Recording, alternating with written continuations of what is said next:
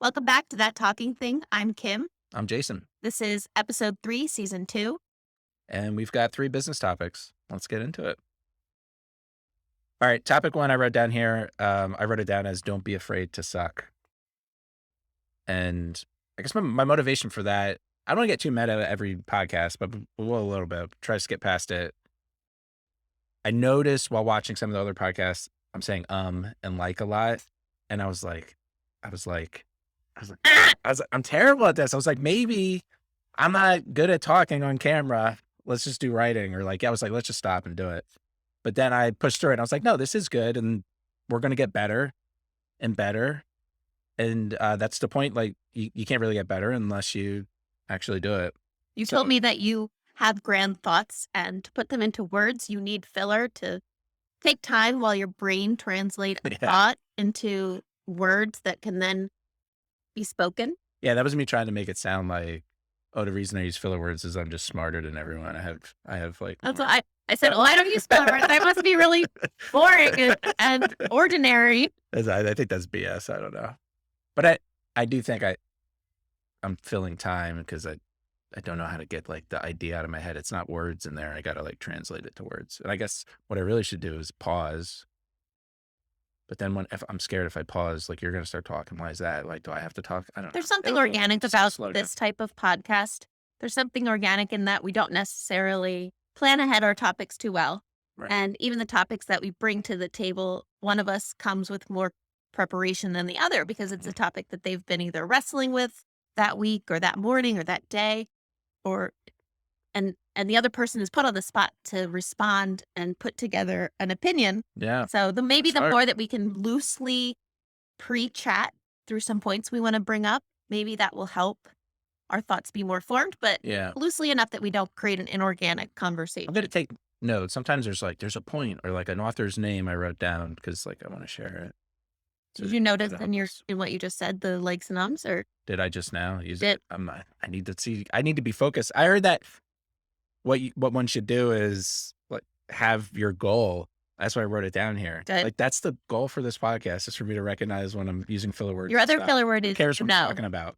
You know. Yeah, That's totally. okay. I'm sure that I do it too. I know I recorded a little thing with my daughter, our daughter, because she saw that we were recording. She saw me That editing was fun. recordings. Yeah. And I found myself using her language more. I found myself using filler words more because I was talking to a kid Mm, and she was using those words. So it was right. contagious. Yeah. This is a business topic. Let's keep it business. How Oh, to not so suck in the business. reason that I thought, well, I did think this was related to business because I was really worried. I shouldn't do this, but then I pushed through and I was like, no, we should. And I know I've done that in life and business before, and I've seen other folks not when I'm talking to people and they have a good idea. They're like, I have a business idea. But sometimes they're scared. They're like, it's gonna suck, or it's not gonna work. It's not gonna be as good as the other, the competition that I might be going up against. And they really are scared of that, and that keeps them from doing stuff. And in reality, everyone sucks in the beginning. And we try to explain this to our kids. If it was a family topic around, you're going to be bad at something when Mistakes. you first try, and you just got to keep doing that to get better. But then also there's a point where it's like, well, maybe you just can't get better. I'm not going to be a professional football athlete. It's too late, or, There are lots of things in our day-to-day work that I accept suboptimal, sub-perfection. Mm, When we patch up a version and it's a minor point release, there are things that we wish we snuck in there that we don't get in. mhm. There's code in our plugin that may have never been really touched for 5 years that if we look at Yeah. it now, it would embarrass us, and Yeah. it's code that sucks. It is, but it stays in the plugin because the other things that we are working on are a priority. The other things we are Yeah. improving are needed. The things that might suck, the way it's coded or architected, could be improved, but it isn't a broken thing. Yeah. So that's where Hmm. how I translate your topic of You think about it in terms of the just product we're being building. suboptimal. Yeah, Yeah. Yeah. It's okay. it's okay. And people will call you out about it. And you're like, okay, that's a good thing to work on. But you can't be scared of that feedback and that judgment. Your list on your phone. He has his topics on the phone, but the phone is I sleepy. need to change it to not fall asleep. All right, next topic. I'll present this one. This is about Okay. being a leader, setting processes out for your team, and then as the leader, skirting the process, skipping the process, modifying the process, throwing the process out the window. And how do you avoid that? And why is it important that you don't? Hmm. Did you, made you think of this? I think of it specifically when you do support tickets. Me. Yeah. And I think of it consciously for myself Yeah. because I now have a brand manager who is managing two people with them on their team. Hmm. And I caught myself giving one of his direct reports a task or a suggestion of a task. And I recognized You don't want and people to do that to you. I apologized and he was fine with it, the brand manager. And I realized that it isn't my job to give his team members tasks. It's my job to say, I need this from your team urgently, Yeah. or I think this is a suggestion. You can take it or leave it, but it might be cool if, and then let that person decide how and who within the team handles that piece. Yeah. Because as the leader, if you give an individual person a task, they will prioritize it over their middle manager's task. They will say, Yeah. Kim is the owner. Kim clicks go on my payroll. I will do what Kim says over anything and everything. Yeah. Totally. And it's hard for a team member to be stuck in a position where their manager is saying, why are you doing that? Yeah. We, Why are you recording an audiogram? Kim suggested what? And then you just create confusion. So it's as much something I've done as noticing that when you do support, yeah. don't That, necessarily follow the process. Go ahead. I'll yeah. stop. I don't routinely do support anymore. I did some over the holiday break when other folks were off. And I noticed I was not tagging them the way I was supposed to. I even was showing someone that we just hired, here's how we do support. And I started typing up like my intro. And I was like, oh no, there's like a canned reply for how you're supposed to intro. And I remember that was kind of a contentious talk of deciding like what that should be. And I left it up to the support manager and they must have made the decision. And then in there was but I just wrote it how I thought. And I was like, I should be following the processes. Yeah. Yeah. And it sets a tone and a message for everyone that the processes are important. And whether or not, I think that is annoying, that like triangulation or circumventing the Yeah. manager, it can become problematic. Maybe sometimes it's okay. We're a small enough company and we are more important than the other people in the business in some sense. Like sometimes it's okay to pull someone aside, but it's not fun if it happens. But I think I agree though. Like you shouldn't do that in general. But the process is there, and if you're not using the process, it's kind of. I used to, another one of I would do is documentation requests. I would just post them in the Slack instead of like just a Right. form. And someone would say like, "There's a form for this, Jason," and I'm like, Do I have to do Yeah. that? I should because and I think that's the point too. Is maybe it's frustrating to take a little bit of extra time to do something when we feel like our time is so valuable, but in reality, the process that we came up with is supposed to be more efficient and better for the business as a whole, and we have to And foolproof. exemplify that for, we can't expect our employees to follow it if we don't ourselves. And it's funny you brought that up as a topic, but I just read it in that book, Traction: Get a Grip on Your Business by Gino Wickman, which I'm a fan of. Um, just getting through it now, and it kind of pulls together a lot of business concepts, but it's more like formulaic than some other ones. I know the E-Myth Revisited, it has ideas from that, and I like that book and asked you to read it. But there's so much filler and story in there that's not really just tell me what to do. You want This is more just a telling me what to do. process. Yeah, yeah. And there's a quote there where he said, "What you need to show is how the new system will create efficiencies to make their lives easier and the company more successful." Because when I had to tag a ticket and use the canned replies and do everything by the process, I realized like there's kind of friction and it didn't feel natural to me. But we made the decision this is better, Yeah. and so we have to show people it's better. And so if it's hard for me to do, it's gonna be hard for them to do. And you have to convince them that it's not just busy work. It's like this is actually important. And there's ways in Yeah. the book, maybe we can talk about it later. The next chapter I get to, and I'll be talking with the team, like I forget exactly what they call it. There's some kind of like diagram you draw the life flow of like, here's why when everything's working Mm. according to the process, like everyone's job. It's like being kind. You don't want to.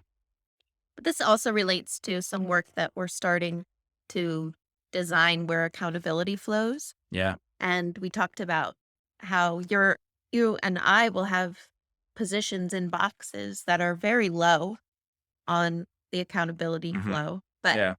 when we are operating on that task, for example, when I'm doing a front end development type task for the plugin, the person I report to, my accountability flows Right. through someone, even though I sit at the end of the accountability Right. flow Yeah. or chart Yeah. plan. Accountability chart. Yeah. Yeah. So like on the marketing side, what are we, the CEO and COO of the company? The Mhm. marketing manager reports to us, but we also write blog posts. When we're filling the role as Yes. a blog author, we report to the marketing department in charge of blogs. Yes. So And we there get, that person yeah, who is head of that department is allowed to tell us when something is due, is allowed to set a process for us yeah, that they expect us to follow. yeah. And it'll be interesting. Hmm. Yeah, I'm gonna just like push around. Yeah. Oh, we're doing good. One Th- last business topic. This is one Okay. that you brought up, so I'll let you intro it. Yeah. Also motivated by that book Traction by Gino Wickman. Part of the process of setting your goals and values. They have a 10-year goal, is how they phrase it in the book. We pretty specifically have like 3-year and 1-year goals that we set on. That's how I typically thought of it. But I never thought, oh, like a 10-year goal. I thought of there's also in like Lean Star, no, in E-Myth they talk about a big, hairy, audacious goal, I think, or there's different ways this is phrased. And I'm like, we do have like big, hairy, audacious goal Mhm. of being the number one membership plugin. The default solution was kind of how we phrased it Yeah. on WordPress. And I was like, oh, I realized like that is our goal, but we don't think about that day to day. We think about kind of shorter term kind of revenue goals and market share goals. And I guess the main thing I want to talk about was how changing that goal or being cognizant of it changed our shorter term goals and what we're doing. Where you realize, oh, to become the default solution means what, like 80% market share in WordPress, and we're at like 10 maybe. That's like we got to grow 8 times in 10 years. And when you multiply, like we weren't on pace to grow 8 times, and that's a lot. That's kind of uncomfortably big. But you're like, oh, what do we have to do this year to be able Yeah. to grow 8 times in 10 Almost years? doubling every year. Yeah, Or no, yeah. that isn't And true. the market's growing at the same time, so it's kind of Spreadsheet. even more. Yeah, that's Yeah. why you got to use spreadsheets for these things. But I don't know. It's hard to stand back and set goals and make sure that your team and yourself are keeping an eye on them on a day-to-day basis Hmm. because you and I were so involved in the day-to-day operations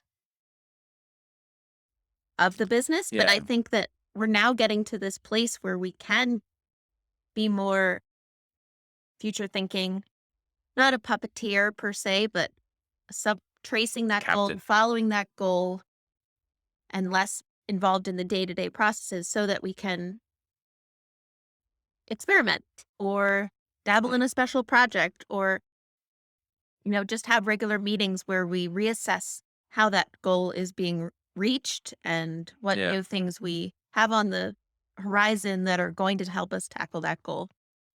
So it's exciting. yeah. It's exciting the work that we're doing. If I feel like as we settle on those goals, settle on the core values, settle on the shorter term goals, come up with the metrics that represent those goals more firmly, communicate that to the team, give them responsibility to do it. It's kind of like steering the ship in the same direction. And then, because all of it was kind of unwritten and it's in our heads, and when we're involved in everything, we're there to be like, "Ooh, you should have done that." Actually, that doesn't. And it's fun, like having these mantras where like the team pushes back on us, like, "Oh, but isn't the goal this?" And you're like, "Yeah, it's a good question. Maybe we Are you at all forgot the worried goal." about how sharing a goal with the team and then maybe not meeting certain milestones creates any type of fear and uncertainty? Because you and I are entrepreneurs by nature. We are very comfortable with uncertainty and fear and gut Yeah, and decision making and moving forward and riding ebbs and flows. yeah, But it's not a skill that we don't hire for that skill and we don't necessarily curate that skill in our team. So yeah. are you I'm not being a negative Yeah, person yeah. looking Some ahead to failure, people but there's a comfort level that some yeah. people don't possess. I think when it comes to goals, I'm always okay with overshooting, and then you come in halfway or 80%, but you had such a big goal anyway that you're really okay, Right. and it's not such a bad thing. Some people don't feel that way, so they set a goal and they don't accomplish it, they get bummed out Really about it. defeating. Yeah, and especially if it trickles down into, these are the metrics that I'm judging your job on, and you kinda give them metrics that they aren't able to perform on for some reason. Yeah. But I think also we should build a culture of openness and honesty and transparency, and it's okay to fail, and when we fail, be open about it, and we don't hide that we fail, and people should understand that failure is okay, and this was an experiment. It didn't work. Back to the drawing board together, Yes. you know? Um, Yes. yeah, that's an important piece of it too, so that in those cases when, we have these shorter term goals and it doesn't work Yeah. out, it's like, I "Well, mean, why didn't we hit the goal? Let's work on it together yeah. to get to the next step." Having big grand goals made me make certain manager decisions reach a little farther Mhm. and swing for the fences. Yeah. And if those sort of swing and miss, it Yeah. can feel really bad and they can feel like they failed us. But I think the more that we can reassure that, it was a knife's edge, a certainty, it could have been wildly successful, or this, Yeah. what you're addressing as a failure, I'm seeing as we tweak one thing, we try next time, and it is a grand slam. Yeah. Find the right language to communicate that to the managers. Yeah, one hack I always use too is when setting the shorter term goals, there's no failure because you're always at least learning. A lot of the stuff that we try to do is an experiment. Put out a podcast. Are people going to watch it? Write this thing. And if you find out, no one watched it, analyze why it didn't happen or find out. y- y- I feel like I say that a bunch of times when stuff comes up and is like, this didn't really work actually. And it's like, well, at least we learned. What did we learn? And Right. like, oh, we learned something? Cool. Then we can keep moving. Love it. It's good. Nice. Great episode. Thank you. Good topics. We talked Thanks. about Yeah. not being afraid to suck. We talked about following processes as leaders too. And then we talked about setting some big, hairy 10-year goals. We're going to wrap this one up and we'll see you on the next one. Bye.